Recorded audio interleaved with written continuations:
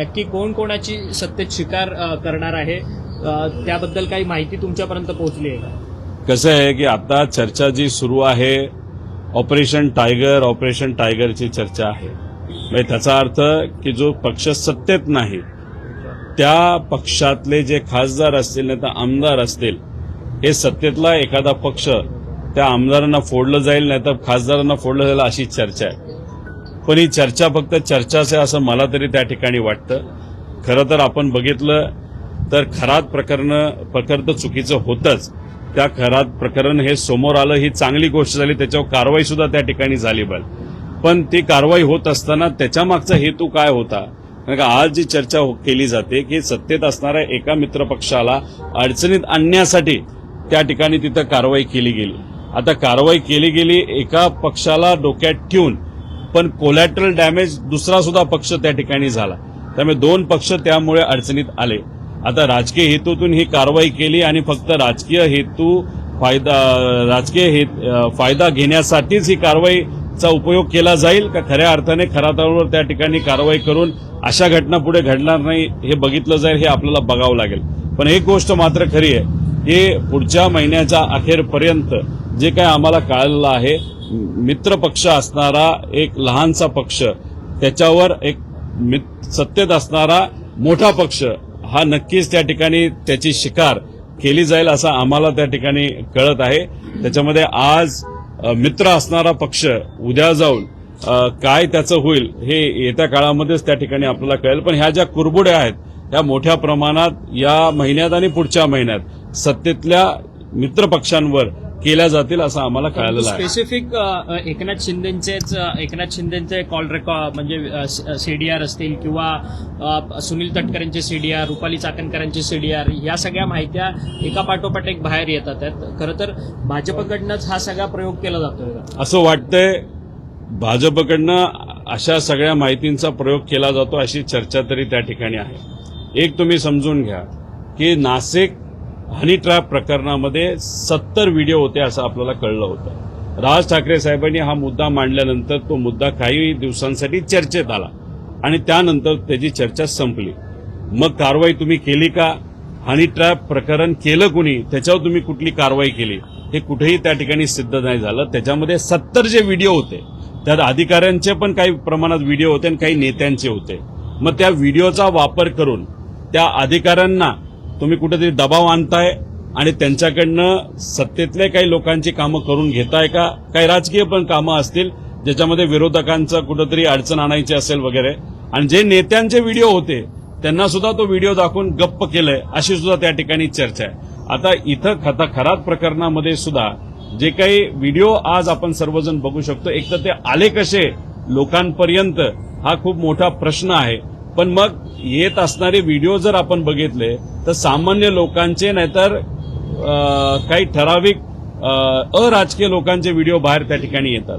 पण आम्हाला जे कळलंय की राजकीय लोकांचे सुद्धा व्हिडिओ आहेत आणि खास करून काळी जादू करणाऱ्याचे व्हिडिओ त्याच्यामध्ये आहेत ते मात्र त्या ठिकाणी बाहेर येत नाही. त्यामुळे व्हिडिओचं फक्त राजकारण केलं जातंय, दबाव तंत्र आणलं जातंय, ब्लॅकमेल केलं जातंय असं आम्हाला त्या ठिकाणी आता तरी वाटतंय. प्रतिभा चाकणकर कार्यक्रमाची चर्चा केली. भाजप मित्रपक्षांचे एकंदरीत पक्ष फोडतोय किंवा त्या अनुषंगाने करेक्ट कार्यक्रम करण्याच्या तयारीत असल्याचं तुम्ही एक ट्विट केलं होतं. पुण्यामध्ये एकंदरीत पुण्यात अजितदादांच्या राष्ट्रवादीचा गेम झाल्याचं पाहायला मिळतंय. पुणे महापालिकेतील 15 क्षेत्रीय कार्यालयांच्या पुनर्रचनेच्या नावाखाली भाजपने अत्यंत सुटापीनं खेळी केलेली आहे.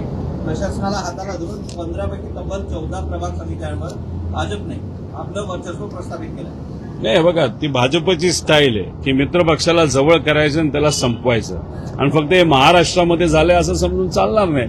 हरियाणामध्ये जो पक्ष त्यांच्याबरोबर सत्तेत होता आणि कदाचित तो उपमुख्यमंत्री पद सुद्धा त्यांना दिलं होतं नंतर तो कुठं पक्ष गायब झाला हे कोणाला ते तर माहित नाही.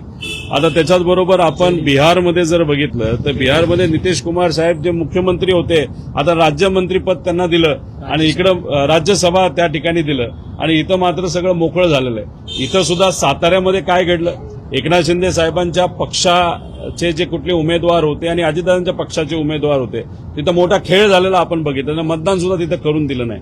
त्यामुळे भाजप काय करतं तर मित्रपक्षाला संपवतं हे त्याचीच एक रणनीती तुम्ही म्हणताय पुण्यामध्ये असावी असं तरी वाटतं. रुपाली चाकणकरांच्या बहीण प्रतिभा चाकणकर सध्या शिर्डी पोलीस स्थानकात जबाब नोंदवण्याकरता हजर राहिलेले आहेत. खरं तर चाकणकर कुटुंबीय या बोंधू अशोक खरात प्रकरणामध्ये मोठ्या प्रमाणात इन्व्हॉल्वमेंट आहे. अद्याप देखील रुपाली चाकणकर यांची चौकशी होताना पाहायला मिळत नाही, मात्र त्यांच्या बहिणीची चौकशी होते सध्या.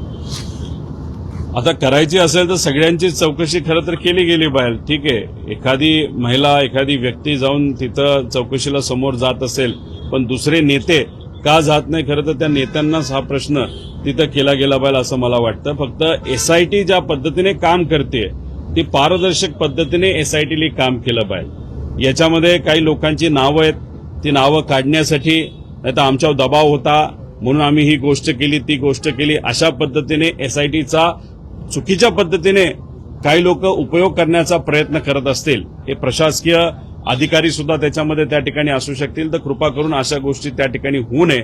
आणि आम्हाला असंही कळतंय की अजून एक सत्तेतला पक्ष आहे जो कुठेतरी असं म्हणतोय की जे व्हिडिओ आमच्या नेत्यांचे नाहीतर काही लोकांचे आहेत ते मात्र पुढे येऊन देऊ नका, अशी कुठेतरी त्या ठिकाणी चर्चा आहे. म्हणजे झालं असं की एसआयटी फॉर्म झाली कुठेतरी या विषयाला न्याय देण्यासाठी. खरातांनी ज्या चुकीच्या गोष्टी केलेल्या तर कशा केल्या, त्याच्या मागे कोण होतं हे शोधण्यासाठी. पण मग एसआयटी फॉर्म झाली, बातम्या मोठ्या प्रमाणात झाल्या, पण हळूहळू कुठेतरी एसआयटी आणि त्या ज्या काही सिस्टमचा उपयोग हा कुठेतरी स्कोर सेटल करण्यासाठी नाहीतर कुठेतरी वेगळ्या गोष्टी करण्यासाठी होतो का काय, अशी सुद्धा भीती आणि त्या बाबतीतली चर्चा ही लोकांमध्ये सुरू झालेली आहे. अशोक खरातच्या जमिनी ज्या आहेत त्या आता शक्तीपीठ महामार्गावरती देखील असलेल्या आपल्याला पाहायला मिळतात. जवळपास 2 कोटीच्या जमिनी आसपास असल्या 30 एकर जमीन त्यांनी खरेदी केलेली होती. त्याचे सातबारे देखील आता समोर आलेले आहेत. आता खरातांची जी कुठली जमीन असेल ती सगळी जमीन तुम्ही विका आणि त्यातून जो पैसा त्याच्यामध्ये येईल, तसंही आरटीई नाहीतर शिक्षणासाठी पैसा दुर्दैवाने या सरकारकडे नाही, तो सगळा पैसा त्या गरीब मुलांच्या शिक्षणासाठी वापरा. पण लवकरात लवकर जे काय करायचे तुम्ही त्या ठिकाणी करा, नाही तर फक्त चर्चाच होईल आणि नंतर सगळेच विषय बाजूला राहतील आणि नवीनच कुठला तरी विषय हा पुढे येऊ शकतो. परंतु शक्तीपीठ महामार्ग होणार आहे हे अगोदरच अशोक खरातांना समजतं, त्याच्यानंतर मग तिथेची जमीन खरेदी होती. हा एक मोठा नेक्सस प्लॅन नाही, हा फार अतिशय महत्वाचा मुद्दा तुम्ही इथं मांडलेला आहे. तुम्ही जर बघितलं तर समृद्धी मार्गामध्ये सुद्धा हजारो कोटी रुपये हे शेतकऱ्याला मिळालेले नाहीत. शेतकऱ्याला शेतकऱ्याची जमीन होती ती स्वस्तात घेतली गेली. मधल्या अधिकाऱ्यांनी तिथं असणाऱ्या समृद्धी मार्ग कसा जाणार आहे हे माहिती असल्यामुळे जमिनी शेतकऱ्याकडनं घेतल्या, काही नेत्यांनी घेतल्या आणि मग समृद्धी मार्ग झाला तेव्हा नॉन टॅक्स म्हणजे इन्कम टॅक्स ज्याच्यावर बसत नाही असा सगळा निधी हा मध्यस्थींना त्या ठिकाणी मिळाला. आता इथं म्हणजे आपल्या शक्ती मार्गाला जर असंच होत असेल आणि खरात तर मोठ्या नेत्यांच्या जवळचा व्यक्ती होता आणि मग खराताला 100% त्या ठिकाणी माहिती असल्यामुळे गरीब शेतकऱ्याची जमीन त्यांनी स्वस्तात घेतली आणि त्या 30 एकर जमिनीवर करोडो रुपये त्याला त्या ठिकाणी मिळाले असते.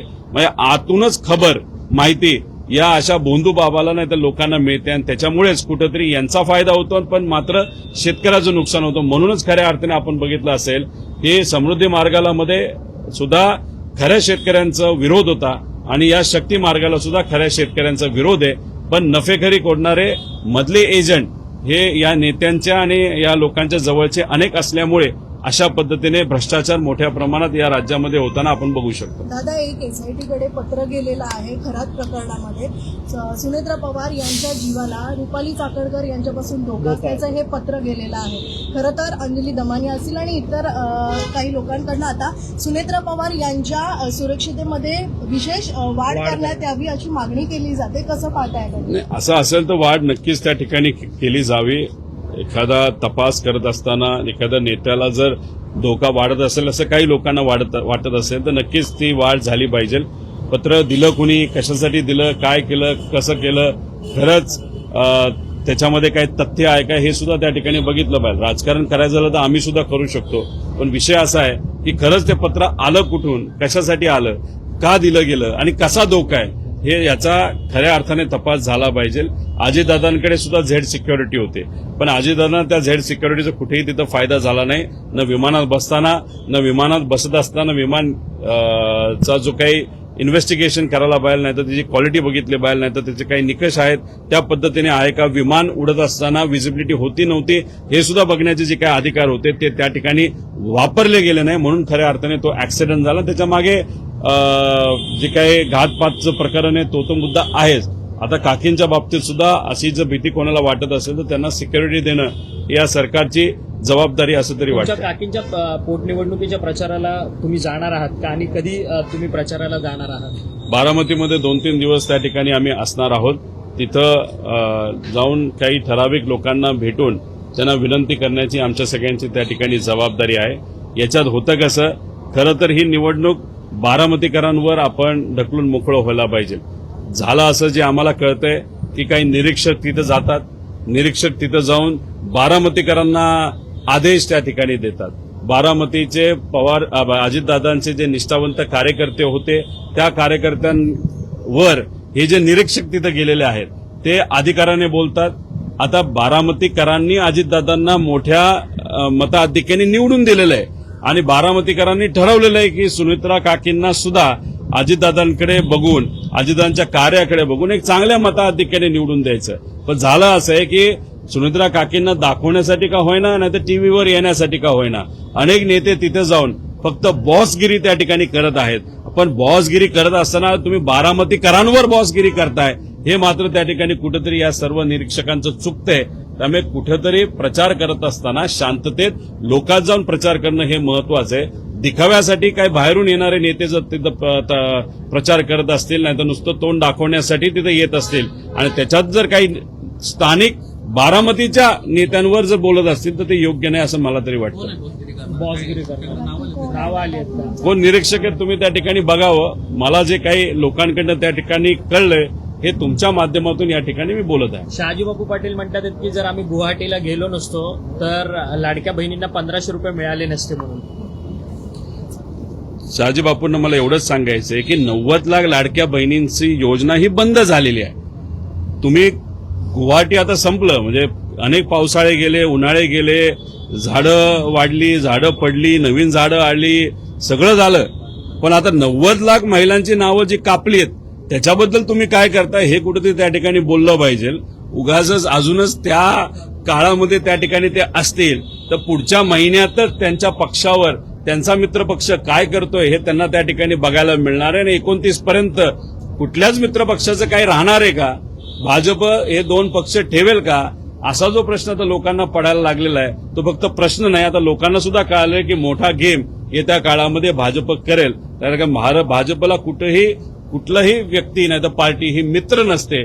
सगळे लोक फक्त सत्तेत येण्यासाठी त्यांना त्या ठिकाणी लागत असतात आणि टप्प्याटप्प्याने सगळ्यांचाच कार्यक्रम हे भाजप करत असतं. हे कुठेतरी आता वेगळं सिद्ध करायचं काय राहिलंय, लोकांना सुद्धा हे गोष्टी कळालेल्या आहेत. परंतु तुम्ही जी टीका खरं तर मित्रपक्षां भाजपवरती करताय की भाजप त्यांच्याच मित्रपक्षांचा शिकार करणार आहे, त्यावरती श्रीकांत शिंदे म्हणतात की तुमच्या पक्षात काय सुरू आहे रोहित पवारांनी ते स्वतः बघावं, आम्ही आमच्या पक्षात आणि आमच्या महायुतीमध्ये काय सुरू आहे ते आम्ही बघू म्हणून बोलतो.